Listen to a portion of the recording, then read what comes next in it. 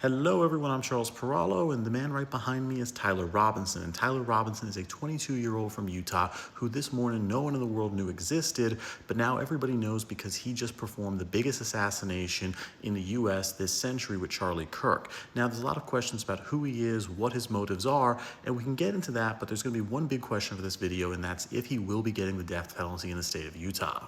Right now in the United States, 27 of the 50 states do have the death penalty, and that takes us to this man right here, Spencer Cox, the governor of Utah. Now, he's normally somebody who is anti-death penalty, but he did actually make a motion right after Tyler Robinson was captured where they are pressing charges, and one penalty he might be facing for Robinson is the death penalty.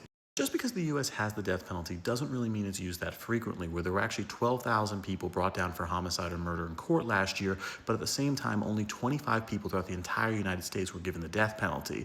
So if we really look at it, the death penalty is this very, very rare thing, and it does take somebody who honestly is insane and doesn't want to take any deals with the court to actually get it. Really, the whole reason the death penalty is used in this country is a leveraging tool so courts can get people to make a deal and just plead guilty quicker. Because really, there's 11 states in this country right now that haven't actually used the death penalty in 10 years despite it being on the books, because what they do is they see somebody who kills someone for homicide or murder and say, oh, we're going to give you the death penalty. And they say, no, don't give me the death penalty. And then they just plead guilty, so it actually saves a lot of time and money for the courts. The other thing is states actually hate doing the death penalty because it's more expensive, because when you're going to put someone to death, you have to do a lot more forensic evidence, the courts get more expensive, and it has an average cost of $3 million compared to just putting someone in jail for life, which costs $1.1 million on average. For Tyler Robinson being a Utah citizen, he's in a state that does use the death penalty once in a blue moon, where in the last 50 years there have been 8 cases of Utah using the death penalty. For the 8 people who got the death penalty, the first was Gary Gilmore, who killed 2 people, and one thing about him is he actually wanted the death penalty, insisting that it be done quickly because he didn't want to spend too much time in prison. And there was Arthur Gary Bishop, who sexually assaulted and killed 5 young boys in the state of Utah, so because of that he was given the death penalty and he was deemed a serial killer. Then there was Dale Selby Pierre, who tortured 3 people, giving them cleaning fluid where he forced them to drink it, so they actually had these slow and painful deaths where he just sat there and watched. He wasn't the only one, where there was also William Andrews, because those were actually deemed as part of the hi-fi murders, where there were a series of murders and tortures going on, so because of that 2 people actually were given the death penalty from it. Next is John Albert Taylor, who sexually assaulted an 11-year-old girl and then afterwards killed her.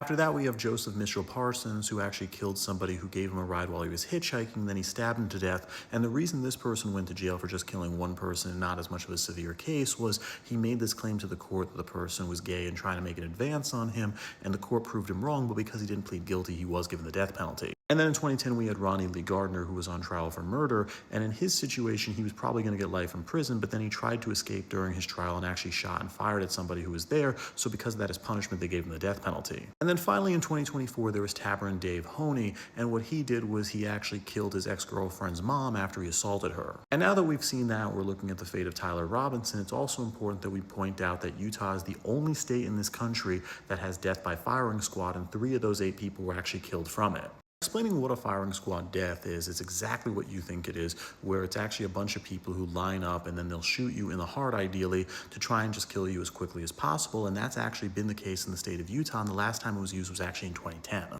The entire reason Utah actually still justifies firing squads is because they make the claim lethal injection is too painful, because lethal injection actually lasts about 15 to 20 minutes, and there are signs the person's actually in these immense stomach pains that are going on. So at the same time, firing squads, which take about 10 seconds to off somebody, might actually be the kinder way to take it.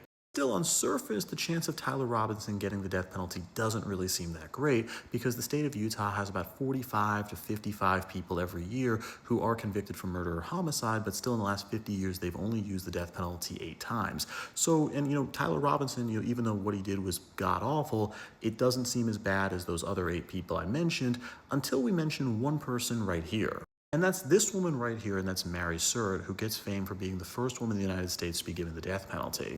And the entire reason for that was, at the time, people blamed her for the death of Abraham Lincoln. That's because even though it was John Wilkes Booth who killed Abraham Lincoln and everyone at the time knew it, Mary was actually the person that John Wilkes Booth stayed with, so a lot of people thought she was an accomplice.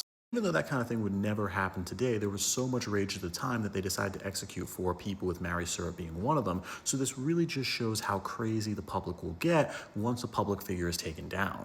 That's why Tyler Robinson is in a lot of trouble. He killed Charlie Kirk in the state of Utah, the state with the most registered Republicans per capita of any state, the state that voted 59% for Donald Trump, the state that loves Charlie Kirk, and they want to see this guy perish. So right now there is this public demand, this demand that will go to voters to take down and take the life of Tyler Robinson. Now there's also just the question of what Charlie Kirk would have wanted, because that truly is one of the most important things. Now, I knew Charlie Kirk back in the day, and many of my friends did. This is a comment from somebody whose name I won't share, but he did go to the high school next to Charlie Kirk, and he did mention as a witness that Charlie Kirk was anti-death penalty and would actually give like these passionate speeches against it. Now, I only talked about the death penalty one time with Charlie Kirk in 2013, and he actually said he was against it because he was also pro-life. So from my experience with Charlie and others people who knew him early on, he was anti-death penalty. But yeah, that definitely doesn't seem to be the opinion he stayed with, because doing a quick search on Google and also ChatGPT, it does show a lot of cases that yes, he was an eye for the eye kind of man. And I do think that's a little bit performative. I knew Charlie for a while. I think some of his views were more for the clicks and the tweets towards the end, especially. I don't think that he was personally pro-death penalty because of his stance on abortion. But that being said, to public record, he is pro-death penalty, so that will be used as a case. That will have the activists who want the end of Tyler just because of what happened with Charlie. Now there's also just the case that Tyler could plead some sort of insanity because he has already confessed. His father said that he did it. So there's just this case he could say, oh, hey, I'm insane. And there were some people online trying to make the case he was on the spectrum. But then there's this person right here who just did a TikTok video going viral named Bran. This person showed proof that he did attend high school with Tyler. And he said Tyler was not mentally ill to his knowledge. He said Tyler had no developmental issue. And he just called Tyler, the typical guy who was obsessed with Reddit, and he was a product of Reddit on the internet. And then we also have his grades because his mom actually posted them on her Facebook page. He had good scores. He was in the top 1% for the ACTs. He was actually, I believe, the valedictorian of his high school. He was a smart person. So this is just this whole case where taking down Tyler Robinson is going to be difficult, because with other serial killers or killers in the past, many of them have been able to argue that they came from these rough childhoods. They've been able to argue they were low IQ. They've been able to argue all of these things that have managed to keep them alive and keep them away from the death penalty. But in the case of Tyler Robinson, here is a person who is a smart man. This is a person who didn't have a rough background. This is a person who was intelligent, who could have used that intelligence to better the world, or hell, just become an activist like Charlie Kirk on the left side and not have had to actually just kill somebody and do something that set his movement back, his argument back, and just elevated Charlie Kirk to this level where I just see people now comparing him to Martin Luther King. So final verdict, do I think Tyler Robinson gets the death penalty? I'm going to lean on a no here, just because 8 times in 50 years, one case that was politically motivated, and it wasn't as vile as the others. It was very vile, don't get me wrong, but at the same time, it wasn't some sort of situation like what the other cases had. So I think, this was terrible, but the other cases, reading some of them made me want to vomit. So overall, I don't think Tyler Robinson gets it. I do think that's going to get talked about. And the only situation I see him getting it is if he doesn't take a plea deal. If he wants to pull a Luigi and be like, go to court and say, oh, I'm going to plead innocence for this reason, X, Y, Z, and then Utah fights back on it, which they have a history of giving the death penalty to people who fight back, then I think he's doomed.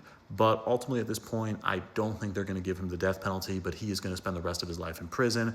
And honestly, good riddance, he deserves prison for the rest of his life.